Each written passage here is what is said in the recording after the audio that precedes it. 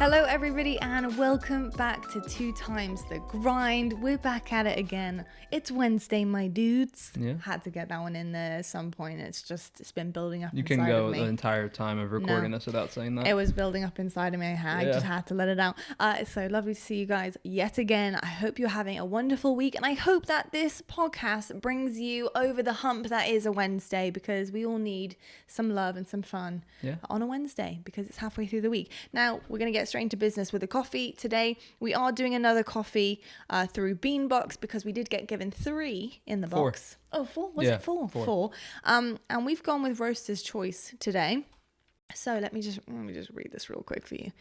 Bold with a real kick, but polished and refined like a gentleman. Just like you, Peach. This full-bodied blend of Ethiopian Latin beans has been a local cafe favorite for over 25 years. For dark roast lovers, we can't imagine a better beacon of morning light. Notes, bold, rich, complex, and clean. A little bit like me, I'd say. Fantastic. I mean, really cool. I literally, by reading that, I already have a feeling I'm going to enjoy it because I love a bold roast. Yeah. I love a dark coffee. Yeah, we both do. You probably a little bit more than me. Yeah, I'm going to do a little taste test right now. Did you hear that? Yeah. The ASMR. That was good. It wasn't as good as your first episode slurp, though, with the coffee. Yeah. That is delicious. It's the beard. That is really good. Just makes slurping. You have no choice. Yeah. That is really good. I really like that. That tastes really nice. It is strong. I think you can probably make it as strong as you want as well, but that tastes pretty damn good for me anyway. I already had my sip of it. Obviously, I'll drink it throughout the show. But the thing that's really cool about this, not an ad, by the way.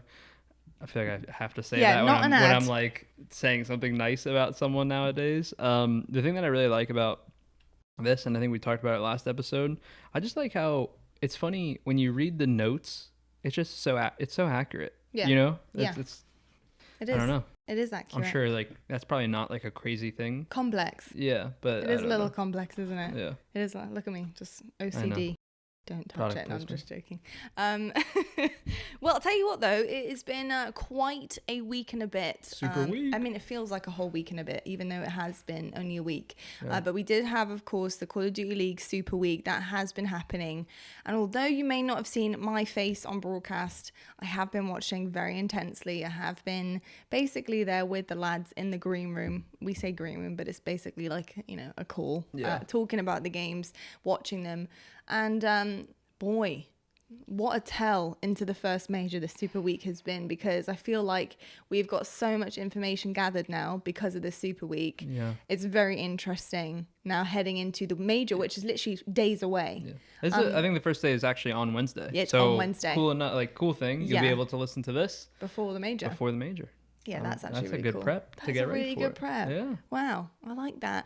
Hopefully we do it justice then, because hopefully we don't start chatting rubbish. I feel like the Super Week was telling, but not telling all at the same time. Okay. Yeah. In what way? So really, like the week before a tournament, a week before a major, I always want to see like, okay, who looks the best? Because a lot of times it's about peaking at the right time in terms of like highest level of competition, and it just looks so close to every team looks so close. So it's telling because it's like, oh wow, I think this is one of the first times heading into like a major tournament that I'm like, I could see off the top of my head 6 teams win it, you know?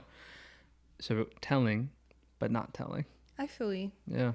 But then I feel like so far that's kind of been the narrative of season 2 so far anyways, because I feel like the competition is just so much higher, like the standard is so much higher than year 1. And I think I've said it before, it's a mixture to do with, I think, organizations understanding what teams need and the roles that are placed on a team and the dynamic and who works with what. Like it's no good having 4 absolute superstar players on your roster, but they all do the same thing. Yeah, there's no use having that. You need to have a good mix. It's a really good mix with 4v4. Yeah, people kind of learn their lessons a little bit with the roster structure and stuff like that. And then on top of that, I think that part of what you're liking the coffee, huh? Yeah. Part of what makes the competition so high is practice for Call of Duty is the most structured it's really ever been, because I mean, these guys are playing, when it comes to their respawns. We talked about last week SnD being hard to practice, but their respawns, I mean, they're running 2 teams for hard points and controls every day. back in like, we can go 3 years ago, with not being in a league sense, your orgs weren't holding you to like, you need to be there to practice. Now it's like, I imagine it's very regulated. You have to be there on time. You have to, so yeah. I think that's speaking of the fact that we did speak about SnD, I want to just jump straight in and like completely ask you a few questions about kind of things and reiterate. Got a lot to get through. Yeah. First up though, OpTic Gaming. We talk about SnD. We did see them play against Ultra. They did win 3-1. What did you make of the SnD game and the improvements? Okay, so I'm just going to we'll talk about OpTic somewhat as a whole because we have a few teams to get through. OpTic's SnD game, I was impressed because heading into the week, we called them out. We said they need to be better at it. I think that this week was really telling for them on why they needed to fix their search and destroy. Against Ultra, it was a little bit meh. They came out really hot, right? They won map 1. I think they won like 250 to 60 or something, or they just crushed them. Yeah. They on the first hard point. And then I was concerned heading into, this is their first match, the Toronto Ultra match. I was immediately concerned for their search and destroy because they were really smart. They played against Ultra on Raid. They got to watch Ultra play Raid and got to see their strategies. And if you go back to, I think it was like the first 3 rounds, they counter-stratted Ultra so hard. Then they just won the first 3. Boom. Easy. First 3 rounds. But Ultra comes back and wins like 6-4. So when the match ends, they still win 3-1, which you kind of expect from them. But I was kind of like, oh, that's what I'm nervous about, But I think that's also just coming back to actually the main issue for OpTic. It's the mid-game adjustments that they can't make. It's really hard. And I think you only get so far with the first few rounds. It literally is like clockwork. Yeah. You get so far in the first 3 rounds and you do a really good job. And then they counter you and they understand what you're doing. Yeah.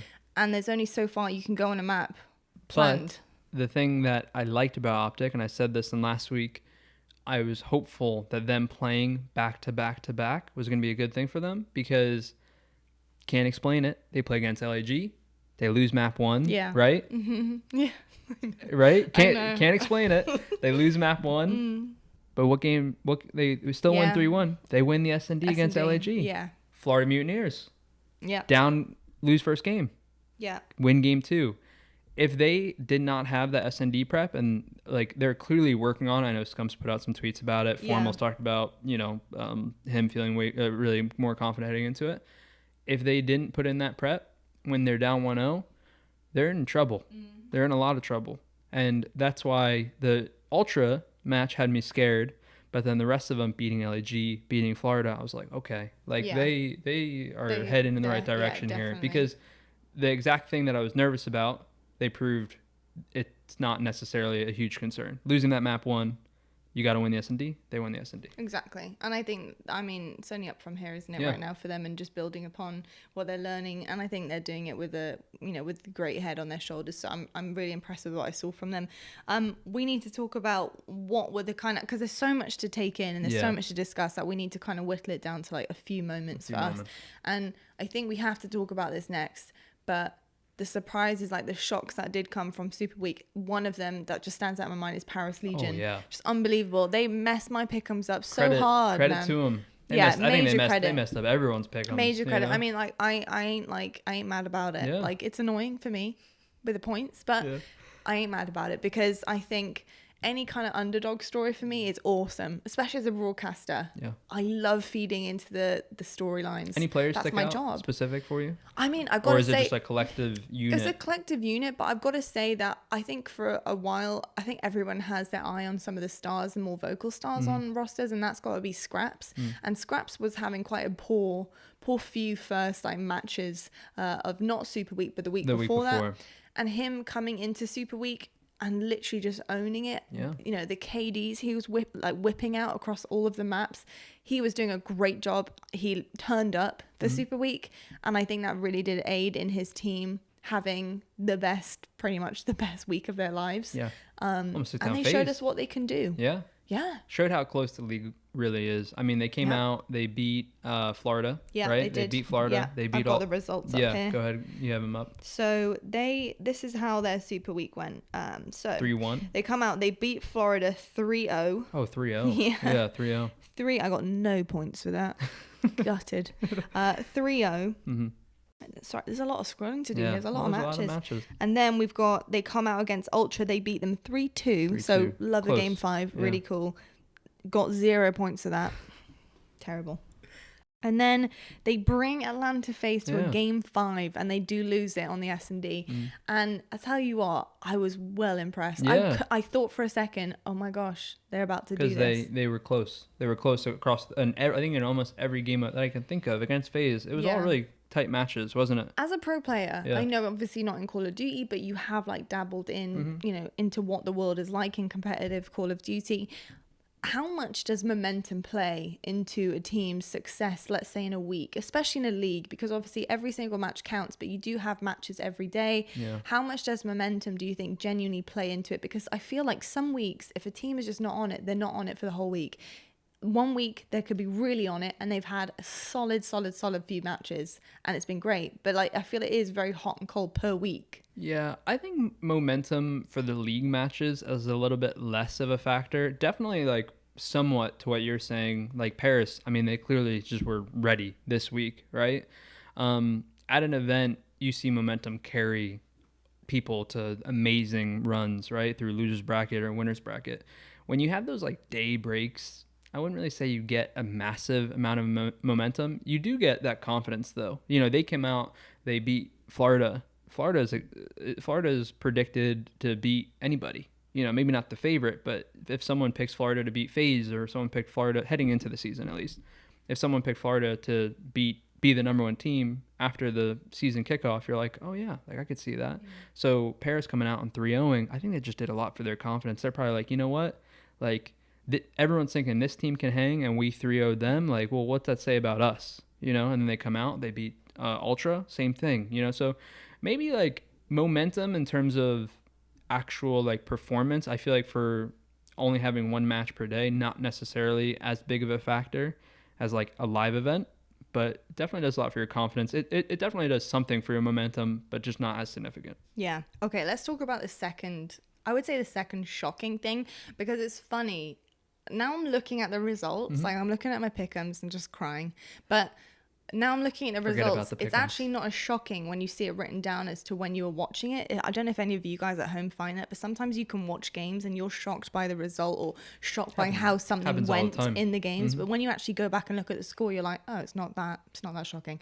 However, I've got to say, because I did feel this at the time, Dallas Empire, although they didn't actually lose a match, they didn't, which was it feels like they did, but they didn't. I still feel like we saw a different side to Dallas Empire this Super Week, apart from in that final game where I truly feel like they found their final form again. Like it was, oh, here we go. We'll just turn it back on. Yeah. Did you feel that? Yeah, I wonder how much of it's just like so early on in the game and almost just like a little bit of like shaking off. I don't want to say the nerves because they're not nervous. I mean London though. You know, but like so they're not nervous, right? But just like shaking off those like off-season rust. Almost, right. Because, like, let's be honest. I mean, you could tell me if you agree or not. The Dallas Empire should not be going Game 5 with London. Yeah, like no, they shouldn't. I love you, London. I do. If they go Game 5, Game 5 with anyone else, I'm like, oh yeah, like Call of Duty. There's a lot of Game 5s in Call of Duty. I mean, I feel like you need to give a bit more respect to London in that sense. They're in a tough spot. They are in a tough spot, but I do feel like Dallas Empire isn't really the team you'd expect London to be really going toe to toe with. Just to be perfectly honest. Yeah. London, I would not be shocked if London, you know, beat a Surge, take a series off Paris, you know, take Florida to a Game 5. But when you're talking about who you expect to be, let's be honest, one of the top 3, OpTic, FaZe, Dallas, no order, take them to a Game 5. And it wasn't just them taking them to a Game 5. They lost both hard points. Yeah. And you were like, what? Like, you know, it's kind of like that OpTic scenario of LAG. Yeah. You're like, what? Like, what? They're losing hard. It doesn't make 100%, you know. Well, then there's the question, there's the debate then. And then did you beat the team, or did the team beat themselves, if that makes any sense? Like, for example, are they just having a really rough day? Yeah. Or were London really that good? Like, it's weird, isn't it? You got to think about that. Yeah, I just think Dallas is coming out a little bit flat. And I'm not going, because I think you can see that as the game's gone on. Because you can tell if that's the case. I mean, NYSL come out firing, go up 2-0. Oh, yeah. You know, and then Dallas comes back, wins 3-2. Dallas, we'll talk about in a second, but Dallas plays LA 3-0. And you're like, okay, like, you know, it's a bit all over the place. I hold Dallas to a really high standard, as I think you do, and that's why it's like you see these game fives and you're like, whoa, that's a little concerning. Yeah. Which is why I wouldn't pick necessarily. They're not my favorite heading into the major, which was probably when you were talking about the preseason, you would have thought they would be. Yeah. So I think it's funny because I'll tell you who is one of my favorites now, and I don't truly have favorites, but I mean like teams that I'm keeping my eye on and I'm very impressed with. New York is definitely one of them. Yeah. And then the fact that LAG are up in that winners bracket, I think is tremendous, considering last season where they were at this point, let alone any point in the league. It's just kind of crazy. They were right at the bottom. Yeah, of the I was pile. gonna say they had to have been right at the bottom. I mean, credit to them. I mean, major roster credit. changes, you know, they put Silly, Assault, and Apathy back together. You know, they won a world championship together. I mean, put them back together. And then you've got Vivid, who is like an absolute mental genius when it comes to S&D, and like he's a big playmaker. Like, it's kind of a specialty, he's a specialist on it. Like, bring the specialist back. Here we go. Got Vivid on S&D. But I do think that New York for me have been like the dark horse of the competition, and I know that sounds really weird because they have Clayster on their team, but if you look at how things started this season, Kickoff Classic and stuff, they were thrown right into the mix against Dallas Empire. And I know we don't count Kickoff Classic as anything that is supposed to count, but it did count to me because it's our first taster of what these teams can do. They have been practicing for the months before. Since the game has come out, they have been practicing. They've known their rosters immediately. I mean, look at the fact that Clayster was dropped almost immediately after he won. Right. NYSL, though, the hard situation with NYSL, they did not get to play with their full roster because of visa issues as well. So heading into the season, like Clay put out a tweet, I think it was like yesterday, you know, saying how proud he is because of the lack of preparation that four have at the moment compared to everybody else, because they, you know, they're trying to put pieces to the puzzle together, you know, because are we going to be able to play with this person or are we not? Or, you know, what do we do? The situation with Zuma happens where Zuma has to bench himself essentially. You know, so Asim put it really nice in his interview. He did a great interview what did he about say? it. I didn't think I see it. He was so so nice. I wish I was like, damn, I wish I was. Yeah, wish you got to do the interview. Yeah. He really gave all of the credit to Zuma. Yeah. For, you know, really like allowing this to grow for them in terms of their team dynamic and their chemistry, that like they treat each other like a family and they just get each other, and sheer hard work, pure hard work, like really grinding it out. Love the name, throw it in there. And I loved hearing his perspective on it. He was so, because he came in, he was one of the last ones coming in. And he basically, he put himself, you know, he put it all down to Zuma. He gave him like literally all the credit and said that's where the credit is due, and how much like Zuma had really helped him and that kind of thing. It's not easy being a veteran player like Zuma, who's been successful and, you know, been in the limelight, and have to do what he did. You know, admit I'm not where I want to be at because of this issue. That's the bigger thing to do as well, isn't it? It's super hard. He was the bigger man, and then to hear that, like your perspective of what you're saying about what Asim? Asim. I don't know. I know who he is. I don't know how to pronounce his. Everyone pronounces it. Asim. Yeah. I think his actual name is Asim. Okay. But a lot of people say Asim. Okay. But to hear Zuma's being that positive influence, like within the org, that's awesome. Oh, I would never doubt Clay. I thought they'd be solid no matter what. Clay's just got that Call of Duty winning mindset. Hey, look, I know that if I needed motivation, if I was a pro player, I want Clay on my team, because the second you see those eyes wide open and his hair shaking a bit, you know, it's going down. Like, we're feeling it. Yeah. The vibe is here. Yeah. Clayster was the vibe. He gets hype. Credit to him. He does, and I like that. I do too. I feed off that. I don't know, like, it's personal preference, I'm sure. Because some people are just completely cold-faced. Yeah, I wish I could. I mean, methods this Super Week got the most ridiculous clutch, and cold face. Yeah. He was ice, like ice. But I was like, hey, whatever works for you, man. But I was expecting Zinni to be like going nuts. Yeah. So I was like, okay, but no pop off. It's all just business, pure business. So New York for me, dark horse, and I'm really impressed. And I want to see more from them. Mm-hmm. I want to see what they're going to get better over time. Yeah. You know, they showed they took Empire to game 5. Yeah. Which is why heading into the first major, you're like, wow, anything's really possible. I wouldn't be shocked if they came out and had a great performance and you came, I don't know. Yeah. I'm not sold necessarily. I think that leads us into the final one I want to talk about for Super Week. And that is, of course, the final game of Super Week, which really messed up with a almost perfect pick'ems day for me. I was so excited. I feel bad about it for your pick'ems. Why? Because I had the feeling that Empire, I should have told you. It's okay. Hey, look, I went with my gut instinct for Sunday. And it led me so well through the first 2 games. I was really happy for like 3 hours. Yeah. It was only till the end. Then the end. Yeah, it was only till the end. Bailey tried to tell me. She did. She did in the segment. She tried to tell me. So obviously that ended 3-0. So it was Dallas Empire versus LA Thieves. If you guys are new to Call of Duty, this was a very big matchup, I would say, for our Super Week. Yeah, it is for the number 1 spot heading into the major, the first seed. Seeding is huge heading into majors. Any tournament, really, seeding is super important, and this one was a big one. It's the first major of the season, and it's really where you make your statement in the league. And I was expecting a big game. I actually gave Thieves the win. I gave Thieves 3-2 and Dallas taking 2 and then Thieves taking the S&D. Just based on what I'd seen from that week from Dallas Empire. I saw a weaker and a weaker Dallas Empire that you could definitely capitalize on. And that's not what we saw in that match. Who did LA play? They played Surge and they played, was it the Ravens that they played? I'll tell you right now. Yeah, Ravens. Yeah, okay. So... And Surge, you're right. Yeah. So I get where you're coming from with why you thought maybe it'd go LA 3-2. Yeah. Because LA's 4-0. Yeah. And I did want to give the respect of it going to a game 5. Yeah, exactly. I think you could have been like, oh, it's going to go game 5 either way. I don't think anyone's predicting necessarily 3-0 in that battle for the number 1 seed. 3-1 minimum. It's tough because when LA, the reason why I said I should have told you that I was concerned, LA went to game 5 with Surge. Yeah. And I was kind of like, I don't know. But it's because everyone's so close. We're like, they came out the win. Yeah, that is true. It's so Empire, hard sometimes to have to make these But like calls. you said, though, Empire, I will give you credit for what you're saying. Because Empire did look significantly like they were struggling. Yeah. They went to 2 game 5s, and they really could have lost NYSL. Who did Thieves beat last week?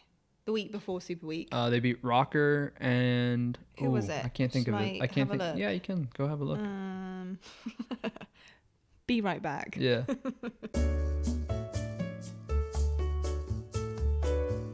Okay, we're back. So, Thieves actually beat in the Atlanta opening weekend. They beat New York Subliners 3-0. And I think, for me, when I was deciding that final pick'ems, I was impressed with Thieves through the Super Week, but I feel like they didn't really have any challenges. Yeah. I know Surge managed to take them to the game 5, but I still didn't feel too... You knew they were winning. I still didn't feel like it was too much of a challenge. I feel like it was very close. What did I say? Thieves by a million or something like that? Thieves by a million. Yeah, something like that. Yeah. I just didn't think it was too much of a challenge, even with the Surge game 5. So... based on and the fact that the first week they beat Rocker. Rocker beat Empire. Yeah, exactly. So like this is the problem. It's so up in the air. Like you literally go either way. You just don't. It's very hard to look at past matches and actually pick up on it. It's really difficult. The Rocker match was more telling to me than the NYSL match because NYSL New York came in.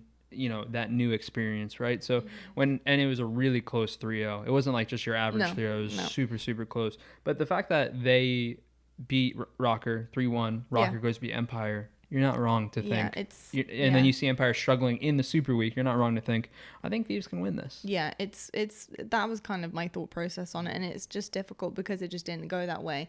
But like, obviously the boys came out to play that day. That's just what happened. Crim really had his smart cap on. Yeah. I think Huke is the best player in the game. Huke literally just went off. I mean, so I don't think we give Huke that much love. Yeah, I think he's the best player in the game right now. Okay, what makes you say that?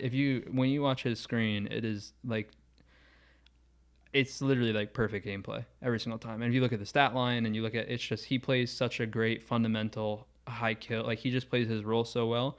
I think you can name a bunch of people for who's the best player in the game. Look, it's early. But Don't throw the stamp out there. He plays his role perfectly, but then goes above and beyond and does extra. And I think that is so important. Well, he in all the matches that they've won that I've seen, I feel like he's been the catalyst. Yeah. You know? Yeah. So I agree. I won't I won't necessarily throw the stamp on of like, oh, best player, because I like to give it a little bit of time. But I think that you could easily argue he's the best with a couple different people, a couple different people on some teams for sure. Where's Dashy line up with that? Because a lot of people say that about Dashy as well. Yeah, OpTic's tough. I like to see OpTic just kind of like, I think they all just play great. Yeah. Not that Dallas doesn't, but I just think Dallas has struggled a little bit more to where like I see Huke just really stepping it up and playing great. So, I mean, I definitely think you could throw Dashy in there. I think you probably could throw a couple people in there for OpTic. Yeah. You just got to wait. I just think probably after the first major and you see the stats and not the stats are everything, but you know. Yeah, definitely. Well, I'll tell you what, we also should discuss just a little bit, obviously, Twitter. I feel like there's a lot of drama that always happens to Call of Duty. I think Twitter is always like the biggest news platform for everything to do with esports. Especially Call of Duty. Yeah, especially COD. It's voiced a lot. COD is very, very loud on social media.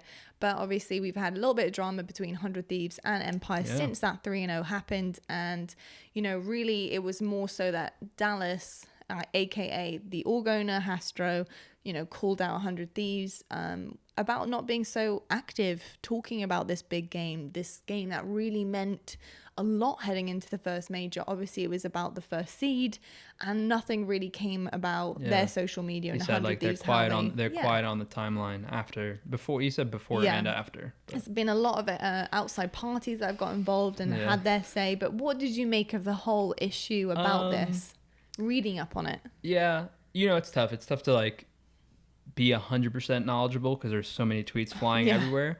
I like it. Like okay, follow me a little bit, right? I both like it and hate it because going back, like Hastro for Envy is trying. I think he's really trying to create a rivalry with LA, and going back to like one of the first comments he ever made. I'm gonna paraphrase because I don't remember, but it's something about like a hoodie, like a hoodie org talking about LA, right? I didn't like that because I don't like, LA. That's their business model. I think Nate did a great job on he's on a different podcast. It's called Creator Economics, and he talked about that, and he like said why he didn't take offense to it because he's like, I made 100 Thieves as an apparel brand. That's what it was. That's what it was for. So he didn't like take some offense. So I didn't like that comment. But then circling back, like I don't hate him having a little go and like having some fun. As a player, I'd hate it. Don't get me wrong. But as a fan, I don't hate. They're playing for the number one spot, and I don't hate having a rivalry like in that pool. Like this is going to be that big matchup, and people just took it really serious. How would you feel? Because obviously you said as a player you'd hate it, but as a player on the opposite side, would you hate it, or would you hate it as both players on that team? Both. Okay. I think that people handle stuff differently. Krim isn't. I don't think Krim is like shy of social media, right? No, not by, and nor is like Clay, right? Yeah. So like, I don't think he probably has a problem with like his owner going and saying, like calling out this team, right? I'm just way more of like I want to like be dominant, but like I don't like giving people an extra reason to want to beat me. You've said that so many times. I think that is such a good phrase though, because that is so true. But then again, it does feel pretty good. You gotta know when to and when not to. And I don't. But what about some? But I guess it's like, but you didn't say it. No, someone said it for you. Yeah. Instead. Yeah. Is that still the same feeling? No, I think as a player, I think they're fine. Yeah. You're just kind of. It's not like you're going online as a player and going, hey, you're not saying anything. You're not saying anything stupid. Like people know it. It's about rivalries and. It's just creating that fun. It's a business move. Yeah, really. Exactly. And people took it really serious. I think the reason why it got taken so serious is because of what was previously said. It comes across as like the hoodie comment. It comes across as like, I know like Courage got involved into it and he said something like, you can't keep our name out of your mouth or something like that. So I think that's where the controversy came in. As a fan, I like the idea of trying to bring in a new rivalry? And people, it's a debate all the time of like, and you can tell me how you feel. People say all the time, is it wrong to like force a rivalry, or like do you just need to let it happen? But like, I feel like as the league's going on, that LA Dallas matchup, awesome personalities on both sides. You got Hastro, you got Nate Shot, you got incredible players, established players, winning players on both teams. Why can't they be the new OpTic versus FaZe? Not necessarily new, but like add to it. I think it's difficult, isn't it? Because I also think like I honestly don't blame Hastro for wanting to try and create a rivalry, but I think to a degree it's more like you can't force rivalries to happen. He did have some kind of ground to stand on in terms of like them being quiet about that match, which I understand. Okay, fair enough. But I also think that the best rivalries come from actual players, because if you can feel the heat in the game between the players, it's different. Like, let's be honest, it's one of my favorite rivalries of all time. Go ahead. Is Ryan Huke and Sport. Oh yeah. It's so tough now, though. It's so tough now, though, because you know this. I've said this to you. The scene. I'm still lost. I know. The scene really across, I think, every game, because players have teamed with so many people, and players have been around for so long, and now you got like LAN leagues and these events. Everyone knows each other so well that like internal rivalry just isn't really there as much anymore. It's there, but it's like a low key. Is like it just because everyone's teamed with everyone? Most of the time? I think like Formal said something about they've all just known each other, and it's like he's like I'm gonna trash talk you, and then like I'll be playing you again in a month, or something like that. And it's kind of like it's just that combination of people know each other too well now. The rivalries are just a bit different in terms of players. I think players have very internal rivalries, as in like they keep it to themselves, because like look, when you're competitive, this stuff is going to drive you crazy, but people are a lot less likely as players to make it vocal, because it just seems like everyone's way more like buddy compared to like what they used to be. Right. I agree. I think it's something that really you can't force, and you just let it happen naturally. But honestly, like the only rivalries I see properly happening within the Call of Duty League are online between the org social teams. Yeah. Which I think it's hilarious. They are fantastic. Yeah. I mean, sometimes they go over the top, and it's just like, whoa. I love it. Love it. The Florida Mutineers, shout out to Uger. The Florida Mutineers social team is so good. I don't know who does it. They tweeted with this whole LA Thieves and Dallas Empire thing. They tweeted out a clip. I forget where it was from. I wish I had it on me. They tweeted out, it was like a picture, and it was a bunch of people like in a circle, and they were all just like watching, and then it was all the logos, right? So every team surrounding like as like people, and then it was like Empire and like Thieves, like just like they're watching them fight kind of thing. And it was I'll get up on the screen for us. So funny. That is literally just like, I just love it. I love that so much. It's so funny. So I don't have a problem with trying to create the rivalry. It just went a bit too far, like Courage went in, like when he went in hard. He went in ham, and he's trying to defend his boys, he's trying to defend his org, and I get it, but I don't think like, with what Hastro is saying, I think it's just like a little bit of like fun banter, where like Courage came in and he just went for the jugular. It was like talking about their views and their business and like all this stuff, like, so I gotta be careful who you start heat with. But like I said, though, I think the issue stems with the original comment, and that's why it got so heated, probably so quick. Yeah, I think so too. Anyway, drama aside, maybe we do have a new rivalry in town. We might do. Dallas Heat 100 Thieves. Oh, I was like, I thought you were going into another segment. Like, which one? I thought you were going into a new segment. No, I was like, what? No. What? We might have a new rivalry in town. Okay, so heading away from the drama of Super Week, we look into, of course, the first major, which you guys will be watching on the day the first major starts, which is really cool. So let's can't wait. I'm so excited. I know. I'm so excited too. So, okay, so we got a bracket finally. It's taken a super week to do it. Yeah. It's been pretty super crazy.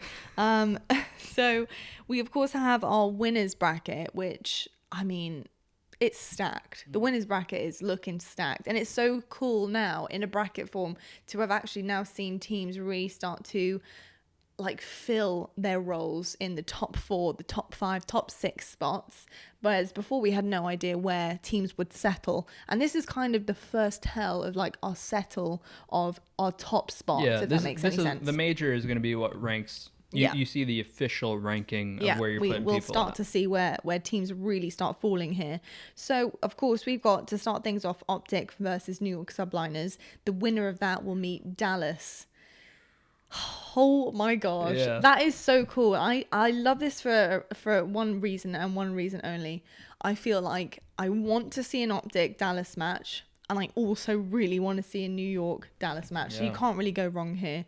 I think that is going to be wicked. What do you think of that so far? First time, crazy. First one, first thing we're talking about. I just love it. I love Call of Duty Esports.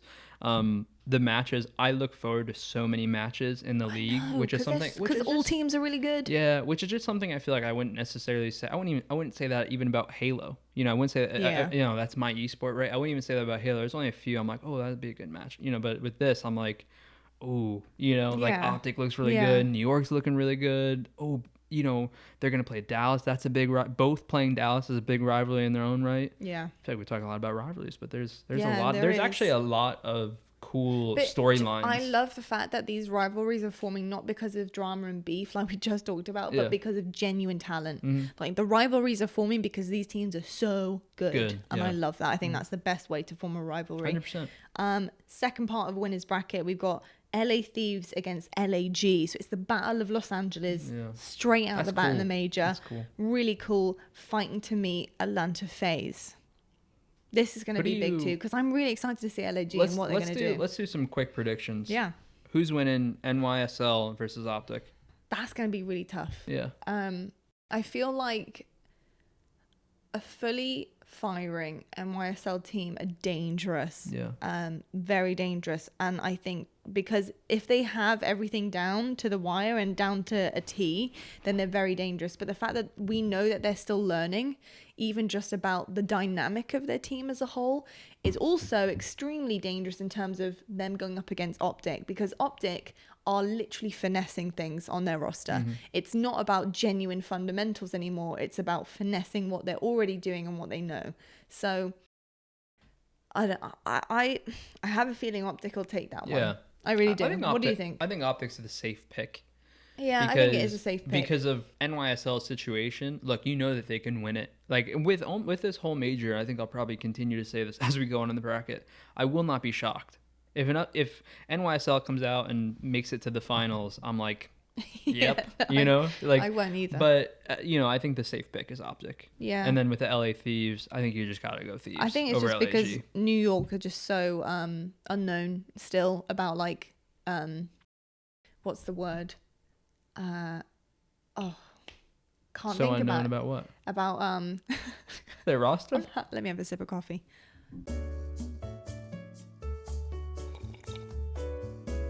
Did it help? I'm just getting more complex. Thank you, notes of complex notes.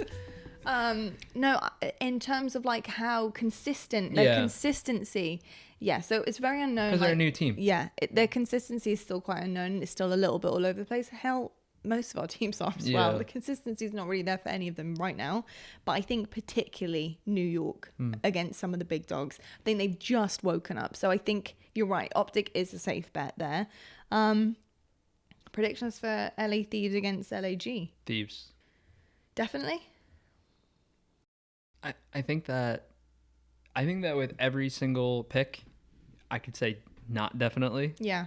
Because LAG beats OpTic in a hard point. We're talking about OpTic being one of the best respawn teams in the game. LAG could easily win the search and destroy. That puts them up 2-0, or maybe they sneak a control.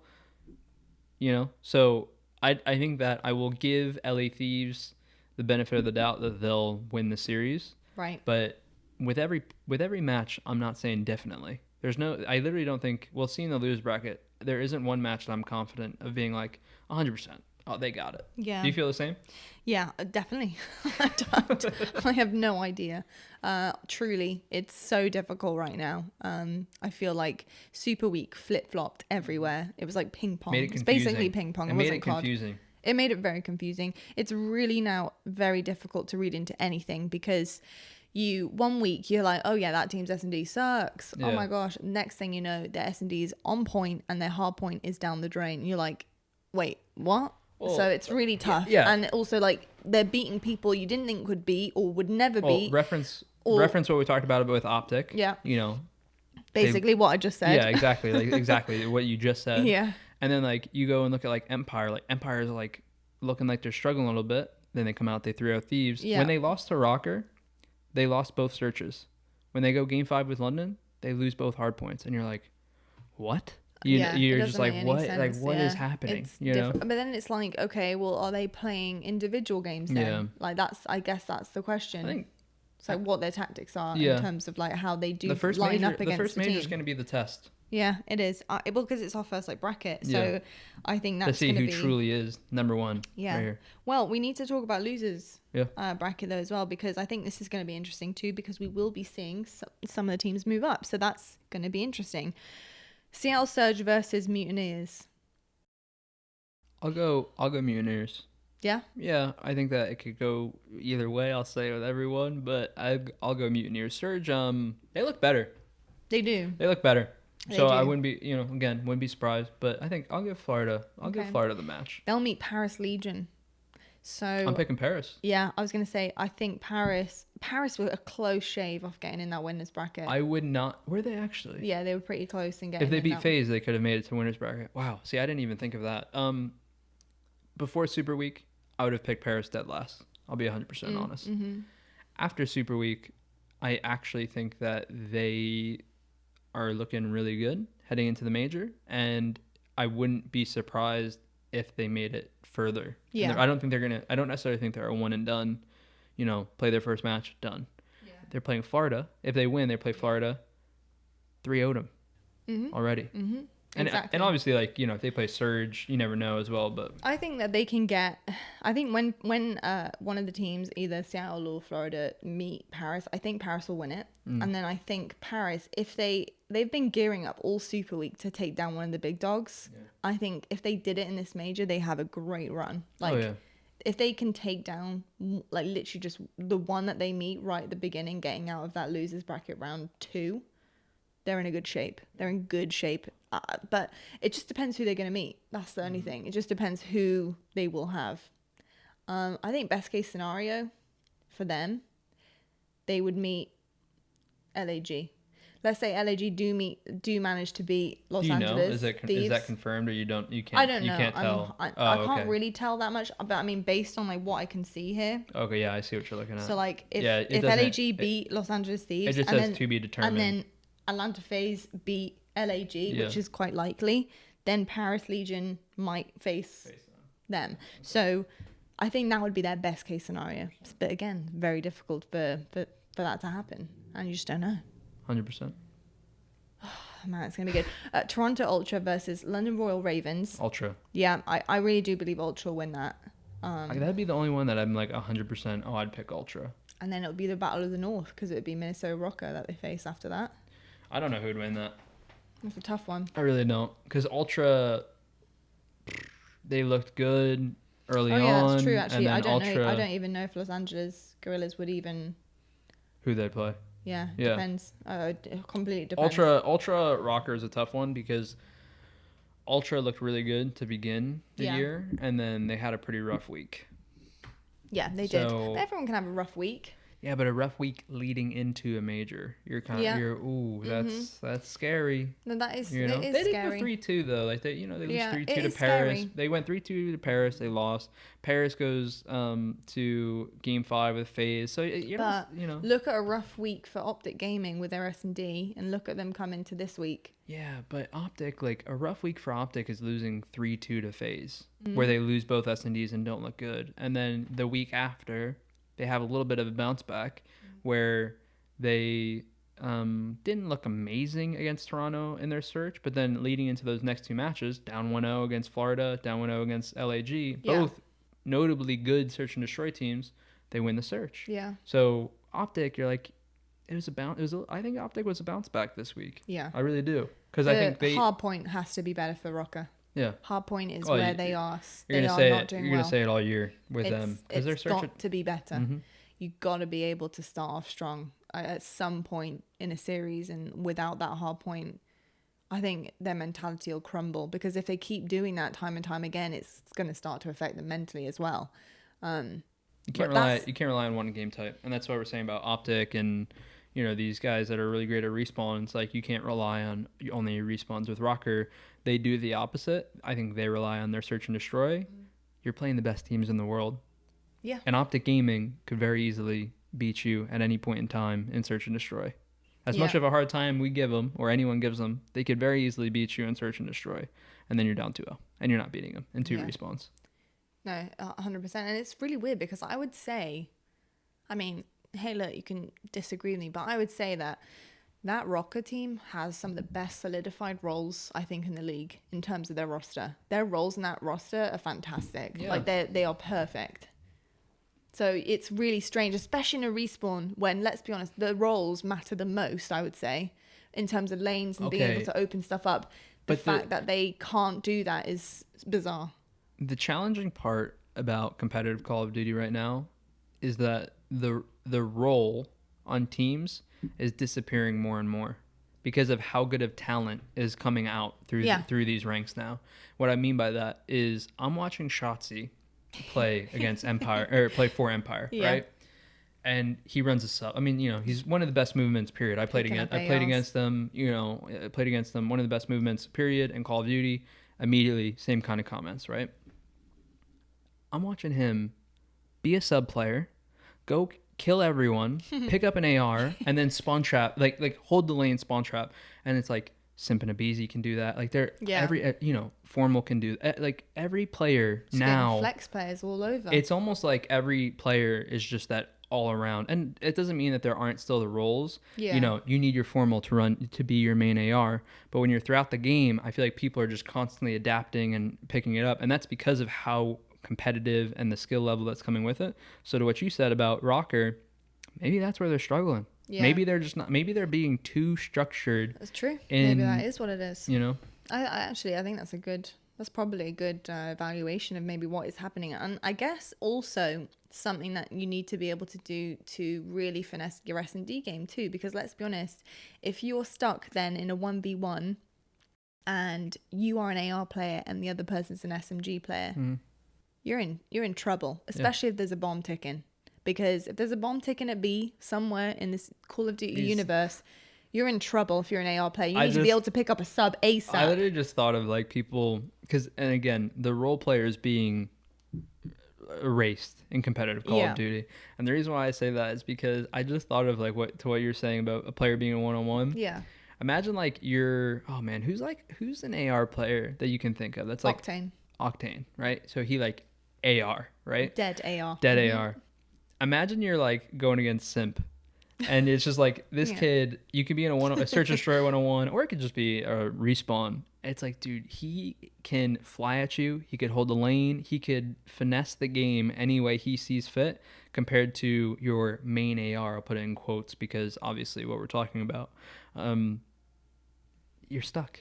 You're almost stuck. You know. Yeah. But at the same time, it just depends. I don't want to be too hard on people. Because, like, you know, we're saying Octane, right? Yeah. He can obviously. Octane's one of the best. I named him because he's one of the best exactly. we've got. But obviously, like, he can win a 1v1. Yeah. You know what I mean? But it's just like, I think that's why. Just depends what range you're in, too. Mm-hmm. Just really depends on circumstances. Situation. Yeah. Because, like, I mean, the reason why I gave the example of having a bomb down is because there's a level of pressure then. There's a level of force. You have to be, like, if you're the AR player and you are on defense, you've got to defuse that bomb.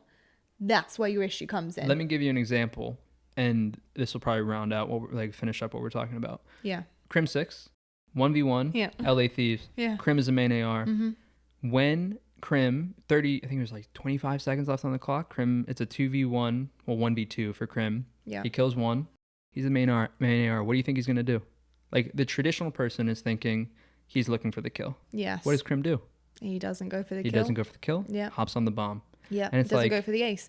Well, tell you what, actually, it was quite interesting looking at what people were saying about Temp in that situation. Temp went and checked the wing because of the call outs. That is what a good teammate does. And a lot of people were ripping into Temp saying, he sucks, he's terrible. Didn't check the bomb. But the problem is when your teammates call out to you and say, he was at the wing, you are immediately going to go there first. Like that is just, it's an instinct.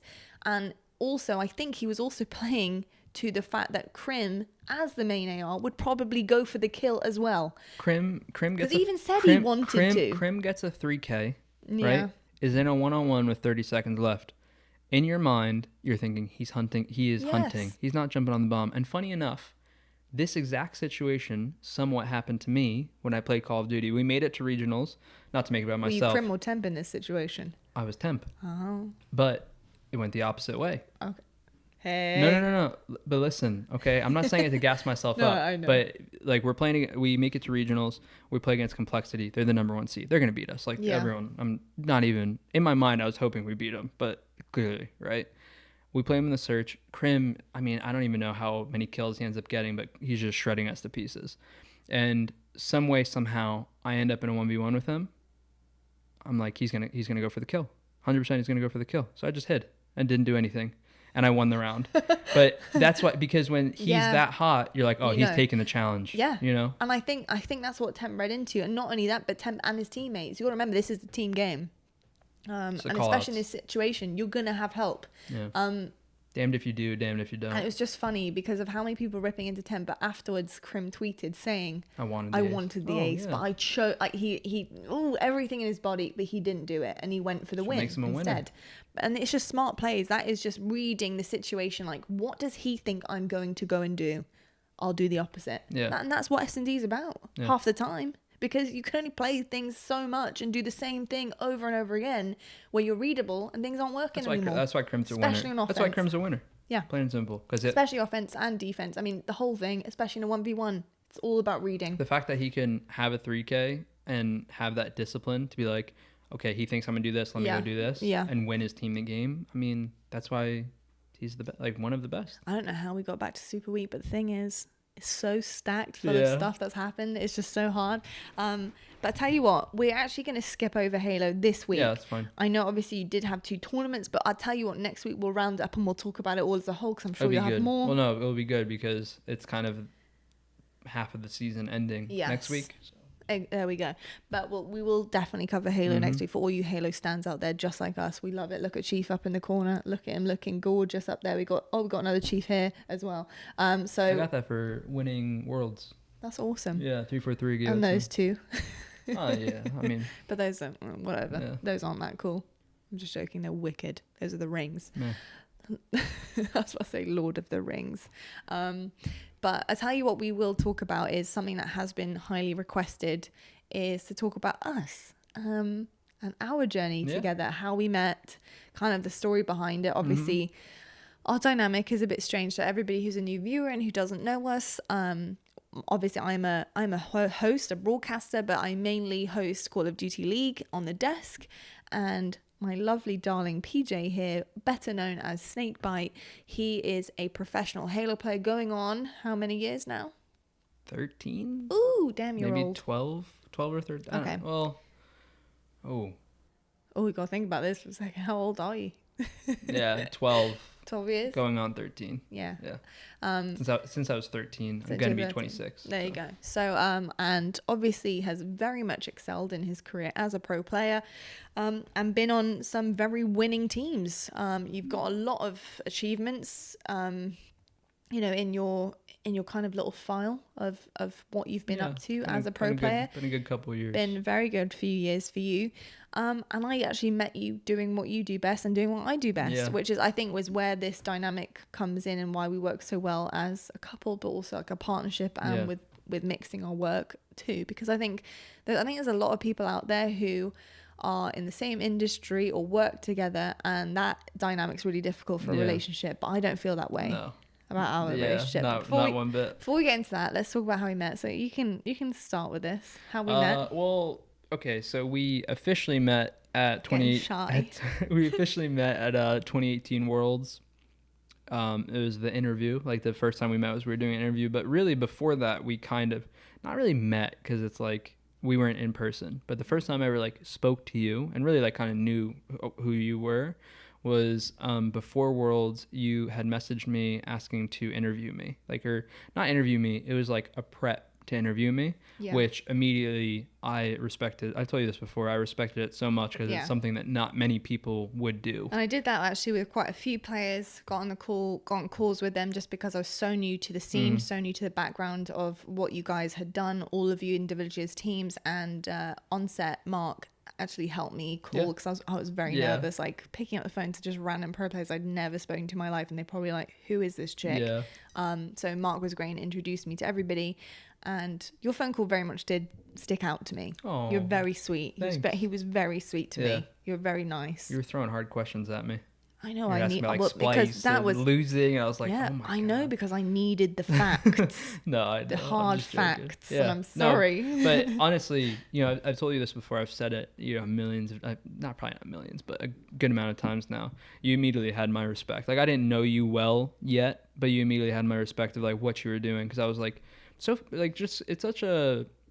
I don't want to like be mean to people, but it's just kind of like a lost trait, like making sure you have confirmed what that you're talking about. Yeah. We had our interview like already set up. I think at that point, obviously, like between 343 tells me. It was on a Thursday. Friday. I got that wrong. Well, I spoke to you on a Thursday, and then it was on a Friday, right? The reason why I know it's Friday is just because we travel in on Thursday. Okay, like, got so you. I knew it wasn't, I think I called you Thursday night, the night before the interview, was it not? Because I remember being at a hotel doing it.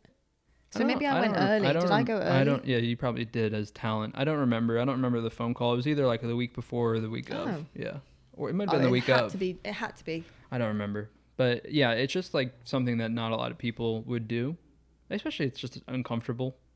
Like you said, you don't know people and stuff. And obviously Mark was there to help you, which is awesome because it got you, I'm sure going into the event, you felt way more comfortable. Oh my God, 100. Well, there was obviously the weeks before going to Worlds. Obviously this was a huge deal to me, still is, like thinking back at it. And it was my first proper gig, especially doing Halo and doing a, AAA title FPS game that I also grew up with too. So it meant a lot to me. You worked Gfinity events. Yeah, I did. Like in That's London. how I got into it. That's how you got into it. Yeah. But then this was the first you were coming over to the States for the first time, for Halo. Yeah, for Halo. I was doing Last Chance qualifiers a lot, and then I was also doing a ton of like the European, competitions and tournaments and interviewing for it.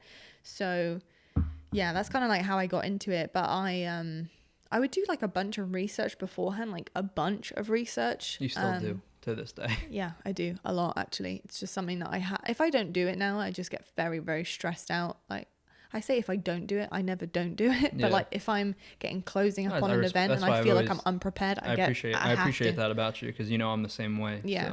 So.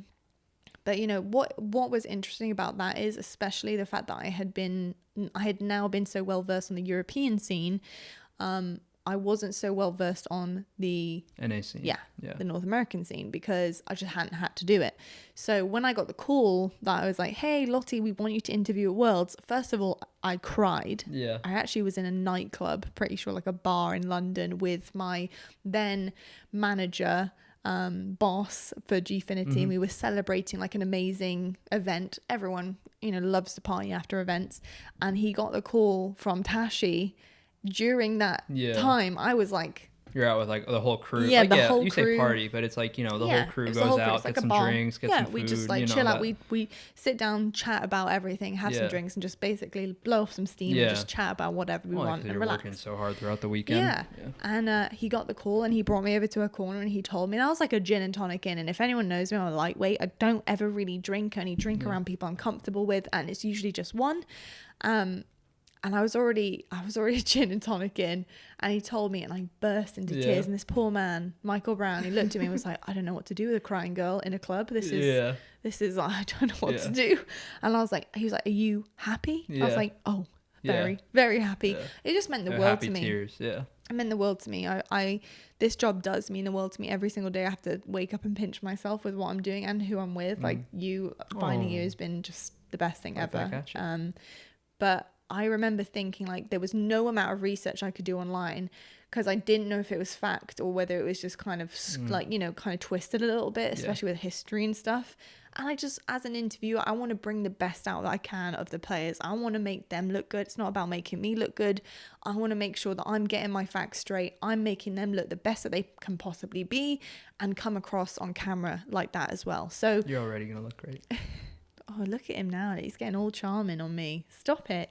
Making me blush. Just speaking facts. It's getting warm in here. It ain't the coffee. So yeah, that's why, you know, decided to actually speak to you guys properly and just very quickly get a roundup of genuinely from you guys yourselves, what went on in your careers, what your backgrounds are, who do you want to face. I remember I asked you, what's your best game type? Yeah. What do you enjoy playing? What's your worst? Yeah. It was I was oh really God. like, tell me everything. Yeah. Just so I could ask you about it, yeah, you know, when it came to it. Or I could keep an eye out for that and be like, oh yeah, they sucked at that. You told me that, you know, whatever it was. So I remember that. We had a one take. We had a one-take interview. I remember meeting you. I remember you walking in. I was very nervous. Were you? You had a chiseled jawline. I was Thank like, you. whoa. Not anymore. I got a beard. But we had a really great conversation. And because of that phone call, felt like it was so easy. And I just feel like we had a natural chemistry talking to each other. Yeah. I don't know. I have like butterflies like thinking of it. You know? Do? Yeah, because it's funny because the first time we talked, like we did our entire interview in one take, and funny enough, we do the podcast all in one take, and like it was just such a natural conversation. And I mean, you remember even like the production was like, whoa, you know what I mean? Like we got done doing it, like they got done doing it, and they're like, wow, like that was great, we're done, you know, like, and like. So when I got done with the interview, I remember like talking like Frosty about it. He asked, like, he's like, oh, you know, how'd your interview go? I was like, dude, like I've never ever experienced that in my life. And like, it was funny, it's a Halo interview, you know what I mean? But it was just like a natural flow of conversation that I just felt like I lacked with anyone before, you know, like just, I don't know, like, just one of those things, you know? Well, you were the only person to ask me how my day was. Yeah. And that really stuck with me. So, gents, if you're out there and you're wondering maybe what you're doing wrong or what you need to do right, he asked me a simple question. How's your day going? It was one of the first things I said, right? Like we did the introduction. Oh yeah. That stuck with me so much. It stuck with me the whole day. I was like, wow. Remember when you told me that? I remember when you told me that. I was doing. Yeah, I remember when you told me that. I was like, what? Like, you know, like that's really, like, that was noticeable. Yeah, it was. Yeah. No, but I had so many interviews that day. No one asked me how it was. Yeah. Or how my day was. I'll take it. I asked them. I asked them. They didn't ask me. Yeah. I'll take it. I'll take what I can get. Yeah, no, it really did. Just everything about you really stuck with me. Just, you know, your manners, the way that you carried yourself, the way you treated me, even not knowing me. Yeah. Like, obviously it wasn't over the top or anything, but it was just the way that I could just see the genuine side of you straight away. And I really liked that. I thought it was really refreshing. We like hit it off. Like, and it wasn't like, you know, for anyone listening or watching, like, it's not like we had this interview, we didn't immediately start dating after that. No. We really became just really great friends. Yeah, and it just kind of went from there, you know. It was very strange because there was absolutely like no flirting. No. There was nothing like that at all. It just wasn't like that. I was too nervous. I couldn't do that.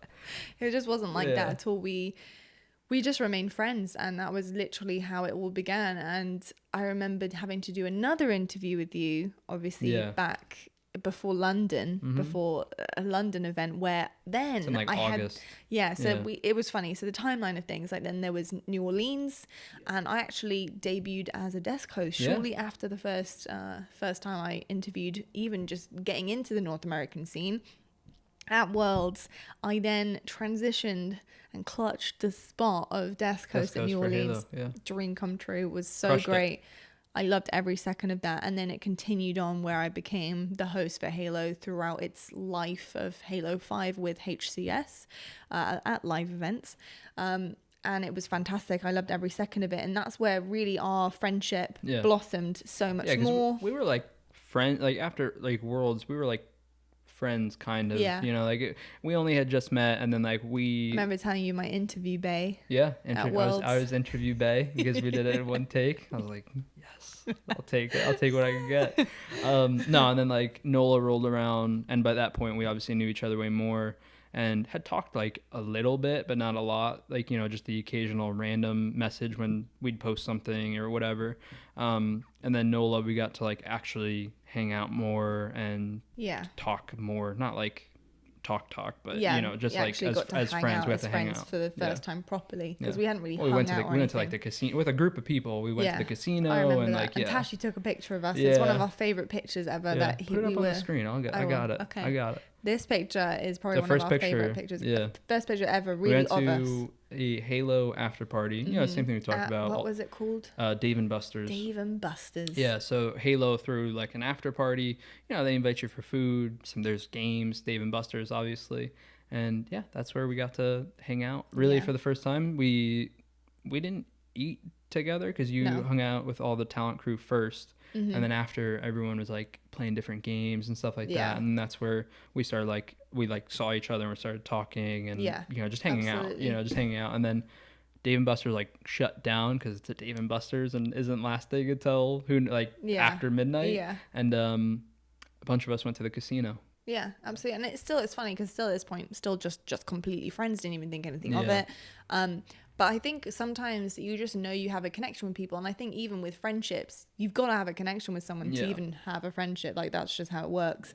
It was the best thing that could have happened for me because I was way too nervous. I don't care. I was way too nervous. I don't really do well with stuff like that anyway. Like flirting over the top, flirting and stuff, it just doesn't really. It's not something I'm into. Yeah, you know what was so difficult is because like I love talking to you so much, and like when and like, you know, so when we hung out, like we both have said it obviously now. It felt like an immediate connection. Yeah. But then like I didn't want to like. It sounds like cliche, but like I didn't want to like mess it up. You know, by like being too forward after it, kind of thing. I feel you. I mean, I'm away with the fairies half the time, so I don't even know what's going on in your head because I'm just like, oh, he's such a nice friend. He's so cute. I like him. He's so sweet. But like, really, in my head, there was like nothing. I'm very. I don't know if you'd say this, but I'm very like, what's the word? Not naive. I would say like oblivious. Yeah, I'm oblivious to stuff like that. But I think it's in a good sense because it just means it happens so naturally, and I think that's the best way to be. But obviously going on from then, like post Nola, do the interview, we do, you know, we've spoken on and off, but it's just still, again, very friendship orientated completely. Yeah.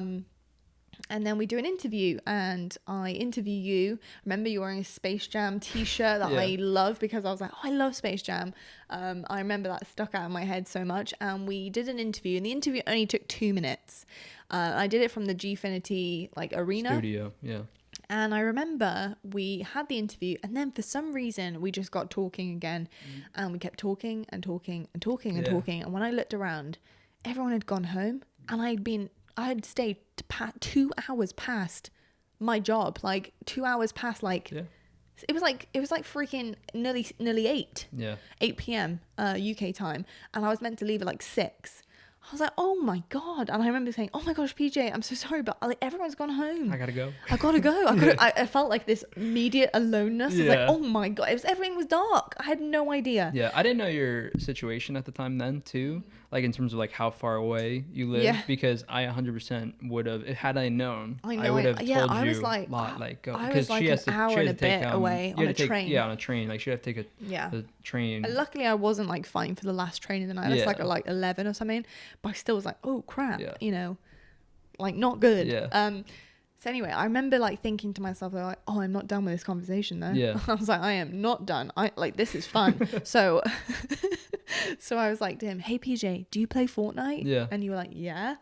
I was obsessed with Fortnite at that time. Would you have asked anything like that, or was it, like, would you? What, to like play? Yeah. No, it would have just ended there, really, wouldn't it? Yeah. I would have been too. We'd have just probably talked back and forth a bit, but this really sparked the next part. Yeah, I think like, I think that we just have that natural connection where I think one way or another we would have found each other. Yeah. Like it sounds so cliche, but I do believe it though. You know. Yeah. But yeah, you saying that kind of like opened up the ability to continue talking and to open up the can of worms that's now become the rest of our lives. Yeah. Well, it was tough too, because I remember thinking, like, at that point, I had a crush on you 100% at that point. Aww. Because, like, of hanging out and stuff like that. I'm just joking. Thanks.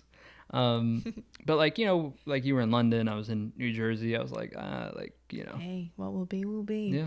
Yeah.